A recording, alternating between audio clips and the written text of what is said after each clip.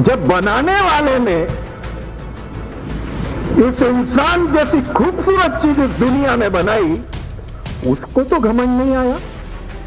उसने तो सबको दो हाथ, दो पांव, दो कान, एक मुंह बोलने के लिए, और सभी के शरीर में धड़कता हुआ दिल एक जैसा दिया।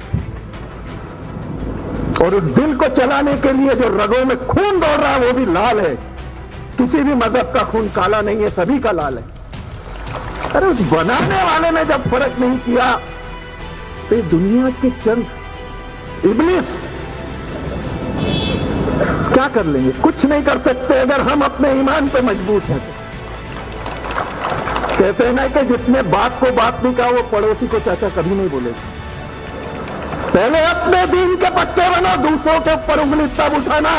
पहले खुद के पक्के बनो, पहले माँ बाप को माँ बाप का दर्जा दो, फिर पड़ोसी को चाचा बोलोगे आप, और उम्मीद है बोलोगे।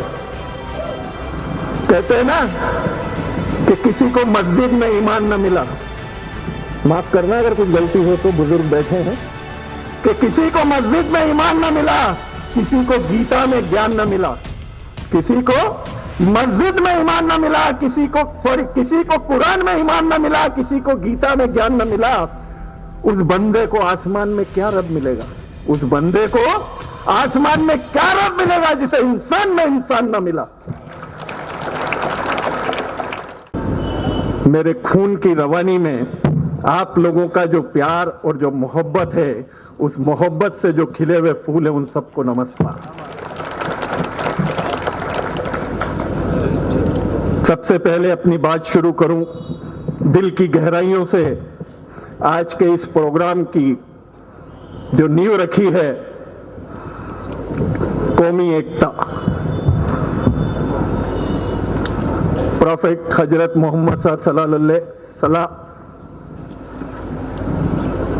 की वर्ष जन्म उत्सव पर आप सभी को मिलादुन नबी की दिल की गहराइयों से मुबारकबाद।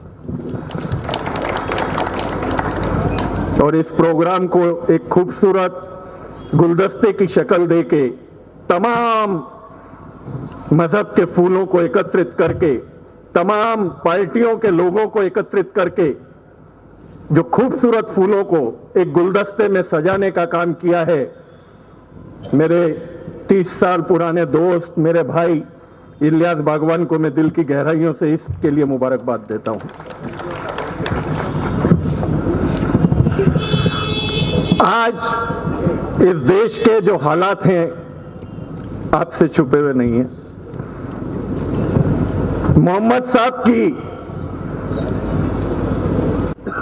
जो ईमान की जो दौलत है वो सारे मुसलमान हैं, जो कि उन्होंने इस दुनिया में कायम किया। आज जब इस धरती पर हम ईमान की बात करते हैं तो लाजमी है बेईमान भी होंगे, क्योंकि अल्लाह ने, उस रब्बुल आलमीन ने, उस वाहिगुरु ने, उस परम पिता परमात्मा ने जब इस धरती पे मानव जाति को उतारा तो साथ में शैतान को भी पीछे लगाया, तो इब्लिस को भी छोड़ा, क्योंकि वो भी भक्त था भगवान का। उसको भी खुला छोड़ दिया, तू भरमा, तेरे जो कर्म करने कर, मेरे ईमान वाले कभी भटकेंगे नहीं। गुरबानी में, क्योंकि आज का जो दिन है वो हमारे आपस के भाईचारे को बढ़ाने का, आपस का सामंजस्य बढ़ाने का दिन है, एक दूसरे को समझने का दिन है। अगर मैं इस्लाम को दिल से समझता हूं तो मेरी कोशिश होनी चाहिए कि आप भी सिखिज्म को उतने ईमान से समझें, तब जाके दिल की दूरियां मिटेंगी, तब जाके दिल से नफरतें मिटेंगी और इस देश में, इस दुनिया में मोहब्बत कायम होगी, जो कि हमारे पीरों पैगंबरों का उद्देश्य था। गुरु नानक देव जी ने गुरबाणी में कहा है कि अव्वल अल्लाह नूर उपाया, कुदरत के सब बंदे, एक नूर से सब जग उपजा, कौन भले कौन मंदे। इस दुनिया को बनाने वाला, कायनात को बनाने वाला वो रब एक ही है, चाहे उसको हम वाहिगुरु कह लें, चाहे अल्लाह कह लें, चाहे गॉड कह लें, चाहे राम कह लें, चाहे ओम कह लें। वो सब एक ही है, एक ही पिता एकस के हम बालक। गुरबाणी में आया है, एक पिता एकस के ही हम बालक। अरे हम मुसलमान सिख तो बाद में हैं, पहले तो इंसान है। एक बहुत बड़े शायर ने भी गीत लिखा था कि ना मैं हिंदू बनूंगा ना मुसलमान बनूंगा, इंसान की औलाद हूं, इंसान बनूंगा। मुसलमान बनने से पहले, सिख बनने से पहले एक इंसान बनना जरूरी है, क्योंकि मां की कोख में बच्चा ईमान लेके पैदा होता है। मैं बड़े गर्व के साथ, बड़ी मजबूती के साथ यह बात कहता हूं, मेरे मुसलमान भाई तो जानते हैं, हिंदू भी सुने कि ईमान क्या है। बच्चा जब मां की कोख में होता है, ये एकता का सबसे बड़ा परिचय, सबसे बड़ा उदाहरण उस वाहिगुरु अकाल पुरख परमपिता परमात्मा अल्लाह ने दिया है। उसको समझने की जरूरत है कि जब बच्चा मां की कोख में होता है तो मीम की शक्ल में होता है। कभी भी देख लेना, मां के पेट में बच्चा यूं आकृति लेता है, वो मीम की शक्ल होती है। चाहे वो इंसान का हो चाहे किसी का भी हो, बच्चे को जब इस दुनिया में लाया गया, इंसान की जब उत्पत्ति की गई, तो मीम की शक्ल, दैट मीन्स ईमान की शक्ल में पैदा किया गया। यह हमने उसको जातियों में बांट दिया, किसी को हिंदू बना दिया, किसी को मुसलमान बना दिया, किसी को सिख बना दिया, किसी को काफिर बोल दिया, किसी क्या बोलते। यह सिर्फ राजनीतिक गोटियां सेकने के लिए हमारा इस्तेमाल होता है। ये ऐसे मंच, ये ऐसी सभाएं, ये बहुत जरूरी है आज के माहौल में, इस देश के माहौल को सुधारने के लिए। मैं अपनी पार्टी की नुमाइंदगी न करते हुए, मैं एक रिलीजियस की नुमाइंदगी करते हुए, एक इंसानियत की नुमाइंदगी करते हुए बात कह रहा हूं।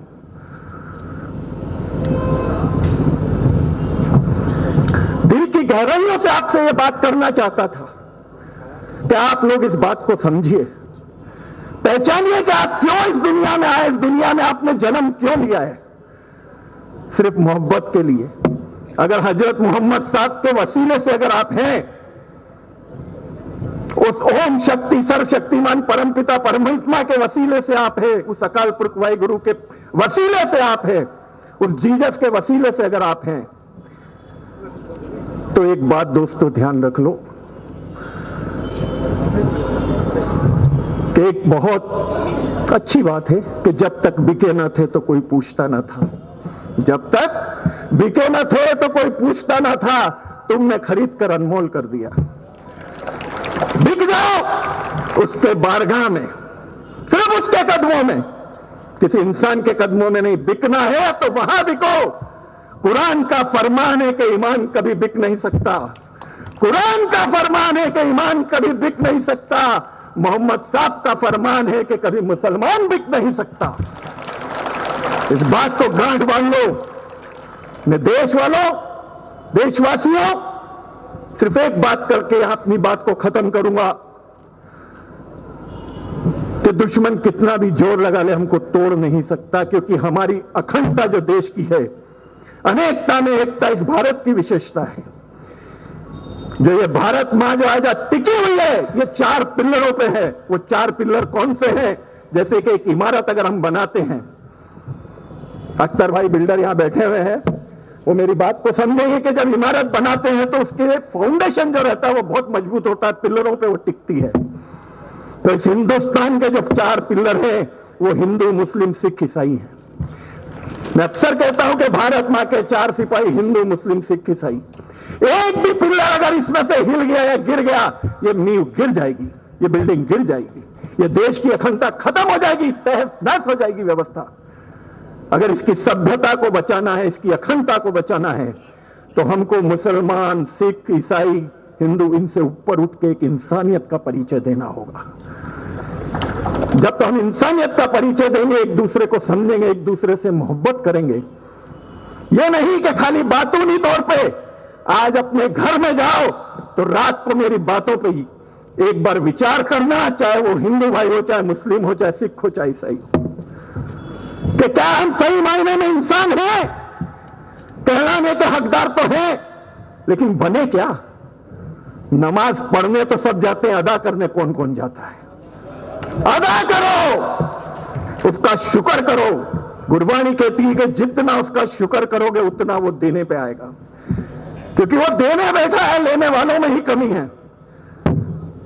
मोहब्बत बांटो, प्यार बांटो, नफरतों को मिटा दो।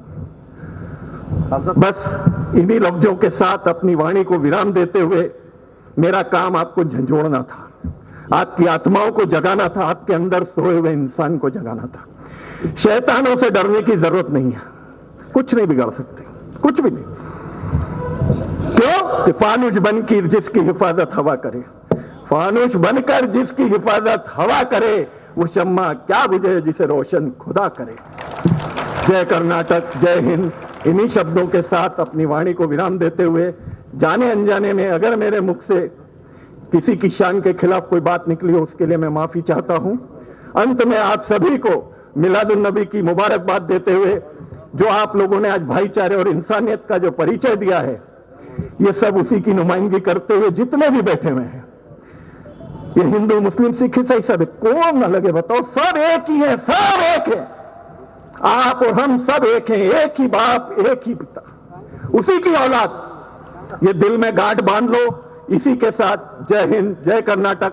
आखिरी में इलियास भाई को दिल की गहराइयों से मुबारकबाद देते हुए, जितने भी मेहमान आए हुए हैं, मौलवी साहब आए हुए हैं, इमाम साहब आए हुए हैं, उन सभी स्वामी जी के सभी के चरणों को शत शत वंदन। जय हिंद, जय Karnataka. This video is sponsored by Mahalakshmi Jewelers, United Hospital, KBN University, Shahin Group of Institutions, Fine Art Designers, Chulbur Furniture and Lighting, Sparkles International School, and by Easy Buy.